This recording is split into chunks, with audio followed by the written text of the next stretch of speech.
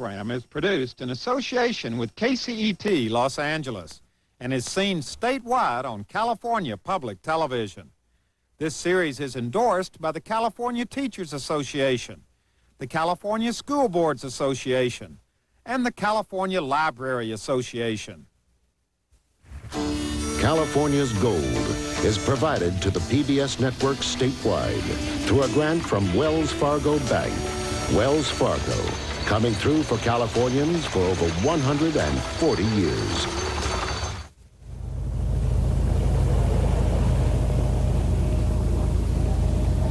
Hi, I'm Huell Howser, and right now we're on a boat here in the Ventura Marina heading out to sea.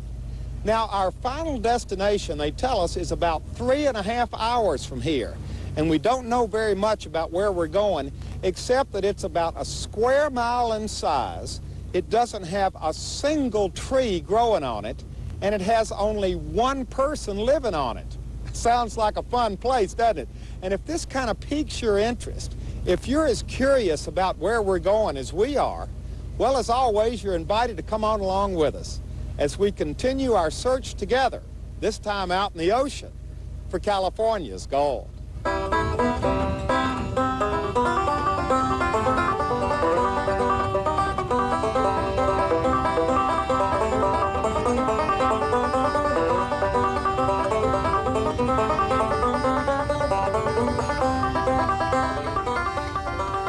When we first spotted it, it was cloaked in kind of a gray mist. And as we got closer, it appeared even more barren than we had anticipated. 38 miles from shore and the smallest of the Channel Islands, Santa Barbara Island is pretty remote. Now, it's part of the Channel Islands National Park, and we'd been invited out for a couple of days to get a tour of the place.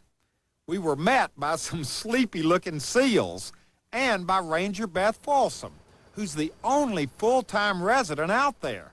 In fact, the island is so rugged that just getting unloaded and on shore is a big production. But once on shore, we were anxious to see just what this place was all about. Good morning. Hi, good morning. I'm Huell Howser. Hi, Huell. I'm Beth Folsom. Nice to meet you. Nice to meet you. We are finally here. It's kind of a chore just to get off the boat onto the island, isn't it? It is. That's the hardest part. Well, we're here, and I want to put this in as positive a light as I can. Okay. But a lot of people, at first glance, would look at this and say, this is just a big, old, ugly rock stuck out in the middle of the ocean. How are they going to find enough to keep them busy for 2 days? Well, if you're going to be here for 2 days, you'll find out. There's enough to do. I think you'll change your tune at the end of your stay here. There's a lot to see, a lot to do. So what you're telling us is we didn't make a wrong turn somewhere out there. We're at the right place. Absolutely, you're at the right place, and you'll have a great time here. And learn a lot. Learn a lot, too. Yeah. Okay, we're off. Looks like a big rock to me, well, but... You'll see. You'll see. You'll love it, Huell. I know you'll love it. What are these things? These are the giant coreopsis, native plant here to the island. One of my favorite times of year is in the spring, March and April. These are just beautiful. There's a big yellow sunflower on them. This is one of the bigger stands right here on the island. It's beautiful. Well, we missed the sunflower effect. Right. Does this island change much from season to season as far as what it looks like? Yeah, it really does. Like I said, it's really beautiful in the spring because you have the gold fields and you have the Catalina tarweed along with the giant coreopsis in bloom, and it's just like a big hillside of gold. It's beautiful. And it gets brown in the summer. Dormant, yeah, they turn dormant, and then they'll come back again in the spring after a good rain. But, I mean, looking out over here, in the spring, would there be other flowers, other colors here? Yeah, there's a few. There's, some purple and some blue, some white. Yeah, there's all different kinds of flowers. We have a pretty good variety, about 200, I'd say, flowering, small and large. Really? Yeah. But no trees? No trees.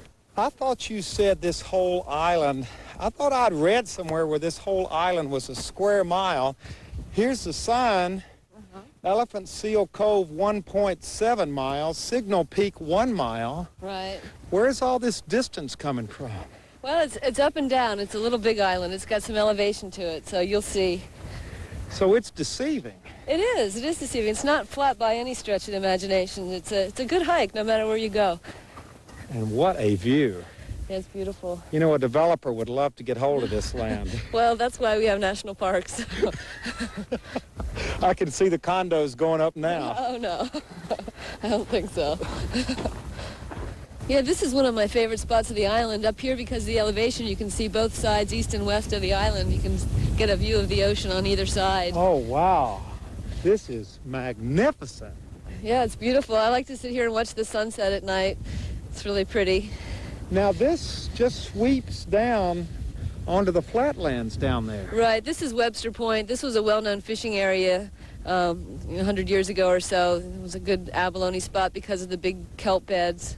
How did this island get here? Well, unlike the northern Channel Islands, which was believed to be part of the mainland at one time, this was formed from a volcanic eruption underneath the ocean.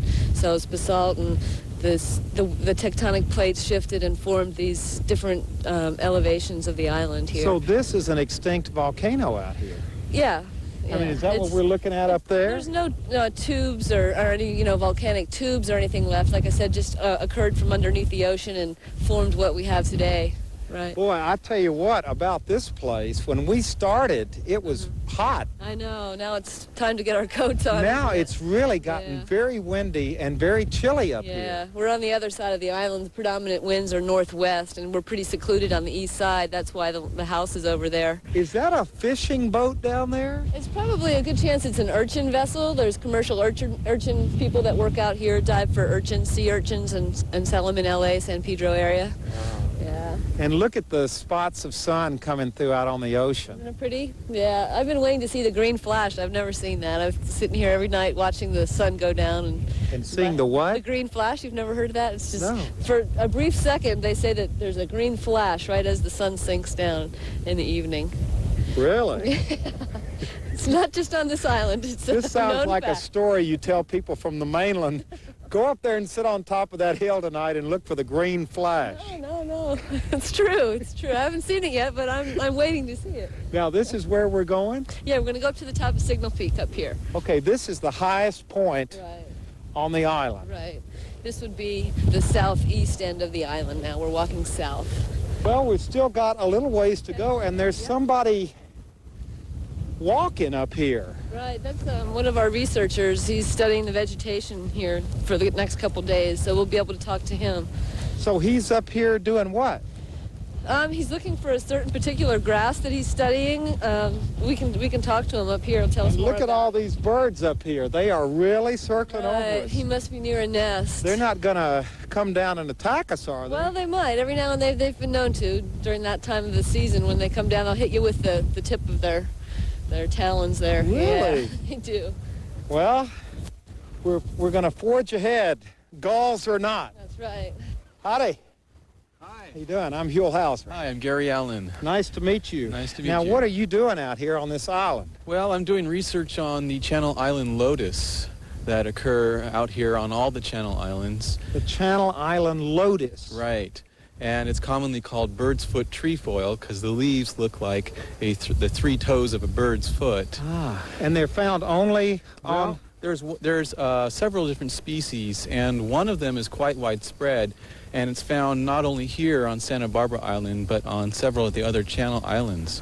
There are also other lotus that are restricted to the Channel Islands, and I'm also looking for those on different islands. So you're just out here nosing around looking for interesting plants and flowers. That's right, yeah. Now, is this something that, what is your science? Well, I'm in botany. I'm doing graduate work at the Rancho Santa Ana Botanic Garden in Claremont, California. And this is part of my PhD dissertation. So for somebody like you, let's get a view of where this guy's doing his research. Look at this. This is a great place to come to do your work. It's just fantastic. It's just, you've got everything here, the scenery, the plants, the quiet, nice people you run into, and it's just fantastic. Do you find plants out here that you wouldn't find anywhere else? Sure. Each of the islands is in fact unique floristically. So there are plants found on the islands that you don't find anywhere else. Yeah. And they differ from island to island as well. Well, have you found what you're looking for? Not yet. Beth, come here a minute. He can't find what he's looking Yeah, for. I recommended we go up on the top of Signal Peak there. There might be something on the other side facing Sutil Island. We'll check over there. Do you know every flower, every plant that's out here? I don't, not the common, I mean, most of the common names I do. I'd be hard-pressed to cite all the scientific Have names. you ever heard of this one before? What is it again? Lotus? Yeah. This is Lotus argophyllus. Lotus argophyllus. I've heard of it, but when he described it, I think I'd be able to find Well, some. tell me, I'll help you look. Let's walk up here. What are we looking for? Well, What? it's a low-growing shrub, only gets about maybe half a foot high at most, sort of mat forming, silvery green leaves and yellow flowers. And what are you going to do when you find it? Well, when I find it, I'm going to take leaf samples, and then I'll take them back to the lab, and I'll be running DNA analyses on these plants to see how closely related the Channel Island lotus are to the mainland species of lotus. Sounds rather obscure to me. A little bit. But- It gets somewhat technical. I appreciate what you're doing. I guess you're used to this, aren't you? Yeah, this happens all the time. There's always something new going on out here. A new species of plant is found almost all the time. And look at these gulls. They are still circling overhead. You've heard to beware of the gulls, haven't you? Oh, sure I have. I've been looking out for them the whole time.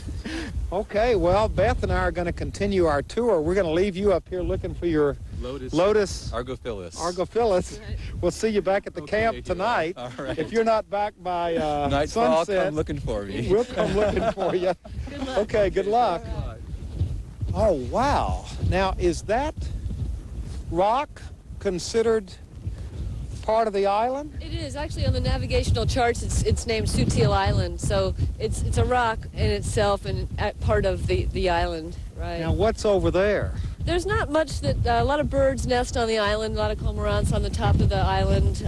Pigeon guillemots like the caves. They nest inside the caves. There's been a few different plant species collected off that island as well. It's just hard to get to it. It has to be good weather, and the ocean has to cooperate with the swells. Now, here's our old friend, the The jumping cholla cactus. jumping cholla Cholla, cactus. right. And it is a nasty looking. It is. If it gets on your shoe, like you might have one like that one on your shoe right there. Oh, wow. The only way to get that off is with a comb. Because if you try to pick it off, it'll just stick to your other shoe, or they're really hard to get off. So take a fine-tooth comb and comb it out of your shoe like that. It's a trick to remember. So this is staying on my foot? Well, you can try. It's awful hard to get them off, but see how they stick? The needles just stay It sticking won't come in there. off. They're nasty little things. There you go. There you go. got it. You got, Boy, if you were to rub up against that with your pants. That's right. Yeah, they're nasty. Whew. Stay away from this thing. Did you get that one off your shoe? Up? He's still on there. It's still here. You can't get them off, can you? They're amazing. Just cling on, yeah. Well, let's keep on going. This is great.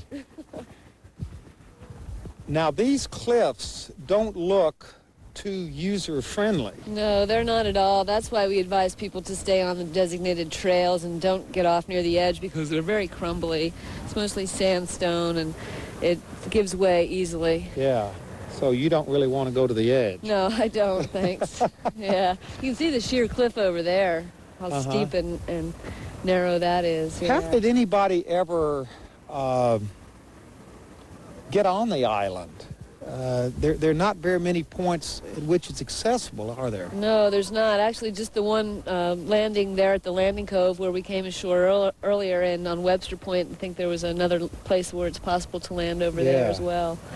Yeah. So just the terrain of this place has kept it isolated. Right, exactly. The pinnipeds love it, you know, the sea lions and the harbor seals. Great place to haul out, and they're virtually excluded from any kind of human disturbance. Okay, here we have a gull nest right here. Usually their territory is about 20 feet. That's about as wide of a range as they'll go once they hatch, the young hatch. And it's actually a fallacy. You can pick them up, and the mother will return to the nest. And what we do, we'll come out here and we'll measure the distance apart. Usually they come back to the same spot almost every season. And you The can tell same gull will come back to the same nest? relatively, yeah, real close of the same, proximity. You can tell which egg was laid first, which egg was laid last.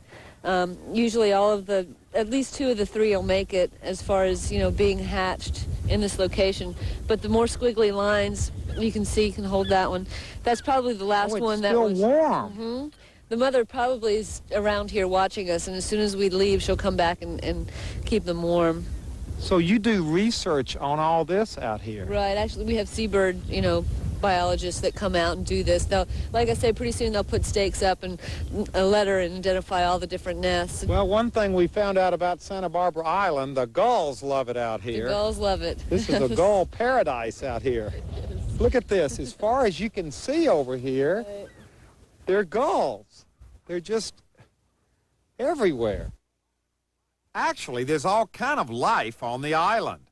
On the shoreline, there are thousands of seals and sea lions. Lots of brown pelicans here, too.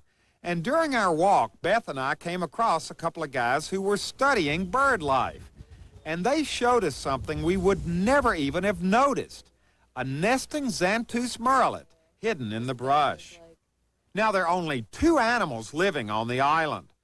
First off, thousands of island night lizards hidden in the brush and under rocks. They come out only at night. Besides the lizards, the only other animal and the undisputed champion as far as sheer numbers are concerned goes to the Santa Barbara Island deer mouse. At last count, there were estimated to be over 160,000 of these cute little critters living here. We couldn't show it on the air, but last night when we were staying here, these little mice are everywhere. Scampering around all outside the doors and windows, crawling up the screens, and they're very abundant. Well, they're the cutest. Look Cute at these eyes. little things. Look at them. Really cute little mouse. Big eyes. Isn't he cute? Yeah. Well, let's let him go. Let's turn him loose and let him go back where he belongs. Out with his family members. There he goes. There he goes. Safe and sound. On the range of park jobs, this assignment out here on Santa Barbara Island has got to be one of the plum assignments, isn't it? It is, yeah. It's rather isolated. It's one of the most isolated jobs in the National Park Service, but, it's so beautiful. How many people can wake up and have the ocean view that I do right here and be able to take a hike or go out in the boat or do some diving, contact really enthusiastic people that come out here. Do you get questions from people about the loneliness of the place? That's usually the first question I get from people. They'll say, well, aren't you lonely out here? And I say, no, because there's always researchers or people in the anchorage. Like right now, there's some commercial fishermen that I'll contact during the day. Yeah, I've never really gotten lonely. And the view you've got, this is your house right here, which Right. is worth about $5 million as far as the view is concerned. Absolutely. You yeah. sit there and look out at this view right here every day. Yeah. It's beautiful. I am very lucky to have this job, and yeah, I just urge people to come out and see it because you can't explain it. You have to come out and see it for yourself. Well, you're lucky to have this job, and without trying to sound too trite about it, I guess those of us who live here in California are lucky to have this island. Right. And the Park Service is lucky to have it, to preserve it for future generations to come out and enjoy. Well, you've done what you said you would do when we first got here and said this looks just like a big rock. Yeah. You have shown us all of the wonder and all of the dimensions Good. of this place called Santa Barbara Island. It's beautiful, isn't it? It's beautiful. Yeah. You're coming back, I can tell. I'm coming back. All right. Good. Thank you very much. You're welcome, Huell. It's a pleasure. This has just been wonderful. All right. And just take one more look at this view. This is it. Santa Barbara Island.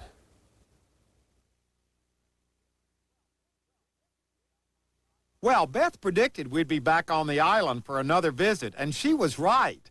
But this time we were there for a family reunion. You see, back in 1914, Alvin Hyder of San Pedro leased the island from the government and moved out there with his wife and children. Soon they were joined by Alvin's 2 brothers and their families. Now, this was something because no one had ever lived on Santa Barbara Island. Even the early Indians and later on the fishermen and seal hunters. stayed there only for very short periods of time. To eke out a living, the Hyders imported horses, mules, rabbits, ducks, geese, turkeys, and chickens. They grew hay and raised sheep for wool and meat. It was a tough life, total isolation, hard work, completely lacking in conveniences. But the Hyder family lived on the island for 9 years before finally moving back to the mainland. That was in 1923.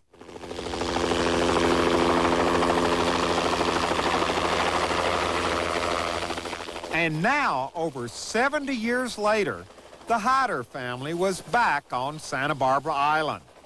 The guests of honor, flown in by helicopter no less, were Buster Hyder and his sister Nora, who grew up as small children there. They were surrounded by family members who had come out by chartered boat to visit the place they had heard so much about over the years. Now, the whole thing kind of started off with a small ceremony of sorts, presided over by the park superintendent. That was followed by a great lunch where lots of good island stories were told. It was definitely a day filled with memories. Tell me about the wind out here. Squalls. Squalls? Yeah, you know, a great big squall would come. You could hear it coming over the top of the island and hit the house. And he had big stakes on each end of the house so the wind wouldn't blow it over in the ocean. Really? It was that strong? Oh, squalls would come over there, and the chickens and everything would go out in the ocean, and he'd get in a skiff and go out and pick them out of the ocean. So the wind would blow the chickens off the island? Yeah. And ducks. They'd swim. They swam pretty good. And you didn't ever get blown off, did you? no. Our mother wouldn't let us down on the wharf at all unless she was with us. Well, the more stories you tell, the more it sounds like it was really an adventure from day to day. You never really knew what was going to happen next out here, did you? That's right, that's right. And you didn't have to go to school. My mother, she didn't know much more than we did. Well, how did you learn how to read and write and all of those things? Well, we'd go in sometimes, and I'd go to school for a few months, and then we'd come back again. No, the truant officer never came on after you out here? Oh, they were always after us. They'd call up and want to know where Buster and Nora was. But they never came out here looking for you? No. They couldn't catch us here. But it was nice. Yeah. I think back, at the time, you don't think much about it. But when you get older, you think of the times you had on the island and all that. We'd go out and look for water and think, oh, if we could just find the water, you know, and wouldn't have to haul it. We'd dig little holes and try Looking to find for water. water. Did you ever find any? No. No. So the only way you got the water was either to bring it on from the mainland or catch it when it rained out Yeah, here. from the roof. It had, what do you call them? The gutters. Gutters. And then he had a cement reservoir right next to the house. And then he had a big cement reservoir up on top of the hill for the animals to drink out of. That all sounds very exciting to me. It was. When at that time, I didn't think much about it, but now I think about it and think, oh, I'd like to live over there again if I had to wait, you know, get back and forth. Yeah. Well, there's plenty of real estate out here. Just talk to the Park Service people about it. Yeah. Couldn't we sneak on? I'm kidding. Al Hyder would be my great-grandfather, so I'm fifth generation. Now, is there a real sense of pride in the Hyder family having been pioneers out here? Oh, yeah, definitely. I mean, all my life growing up, just heard my grandma and my Uncle Buster talk about living on the island and being the first people to bring sheep here, and been hearing about it all my life. Now, have you ever been out here before? Oh, no. I tried to get out once before, and we couldn't dock. The This ocean is was your too rough. first time here? Yes. Tried once before, like I said, but the ocean was too rough, and we couldn't land. We had to turn around and go back.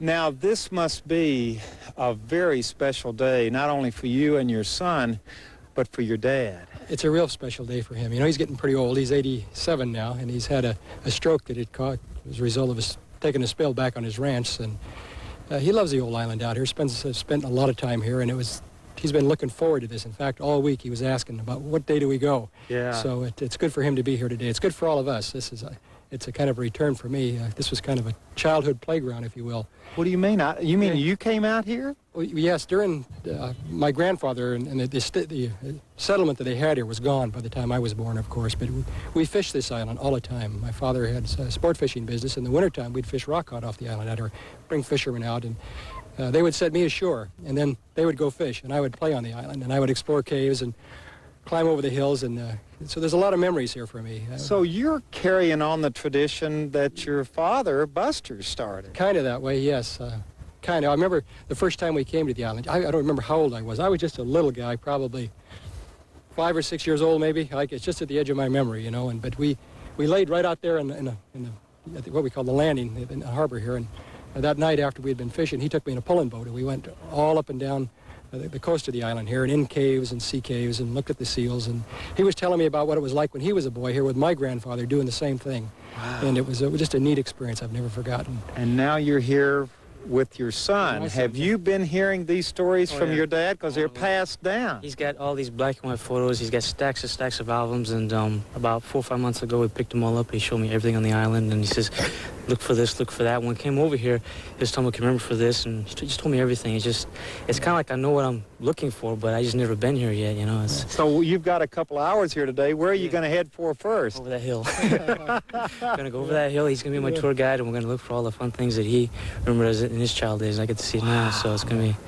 a lot of fun. What is it about the hiders and Santa Barbara Island? You keep coming back. Well, I don't know. I guess it's because, you know, my grandfather had a lease on this place, established a little settlement here long, long ago. And there's lots of roots here for the family. There's a lot of tradition, family traditions and heritage right here on this old island. Hi, he is. I'll wait the main line.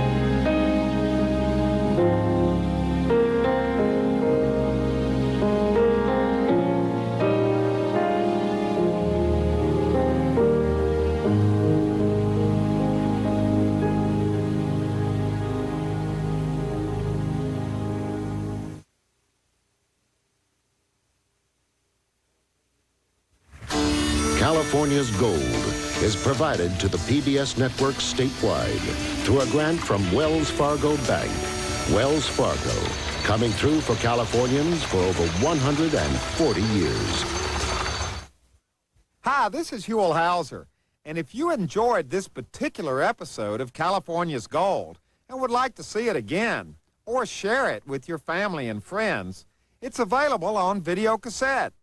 Just call 1-800-266-KPBS, and we'll send it to you right away. California's Gold is made possible by the members of KPBS and our program underwriters. Lucky Stores. Lucky, where you'll find service and selection on every aisle, every day of the week. Lucky.